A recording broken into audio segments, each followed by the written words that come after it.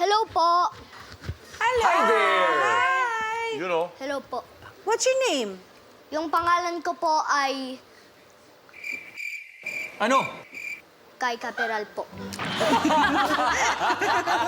Kai! Hi. Opo. Hello, Kai! Nakalimutan mo yung name mo? Tinanong ko lang kung nakalimutan niya kasi parang nakalimutan niya. Kai.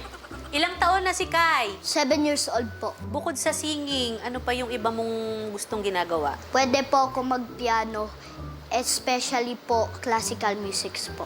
Natuto po akong mag-piano po ng 5 years old po ako.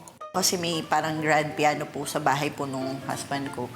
At mahilig po siyang ng keys. Trinay ko po siyang turuan ng Baba Black Sheep. Isang parang mga 10 minutes or 5 minutes lang. Baba Black Sheep.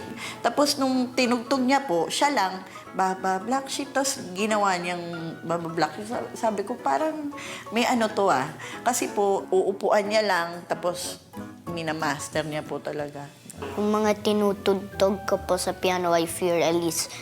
At saka po Minuet and G po, Musette po, Don't Stop Believin' po, Bohemian Rhapsody po.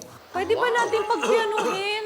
Alam mo, Kai, Nagpa-piano siya. may piano dyan, no? Oo. Baka pwede mong bigyan kami ng konting sample. Oo, ng classical. Apo. Pwede? Pwede? Sige, sige. Dito ka. Dito ka sa may piano. Ba? Classical pianist, oh. Pianist.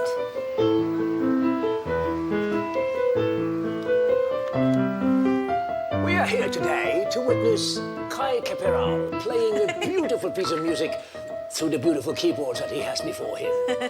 What a beautiful performance. It is magnificent, I believe. Don't you think?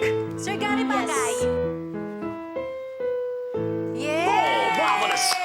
Simply marvelous, Kai. Simply marvelous. I quite enjoy that. No, it's not easy, ha? You can see na praktisado talaga si Kai. Tiangge, ano mo ko-comment mo? Kai? Kay. Magnificent. Wow! Magnificent.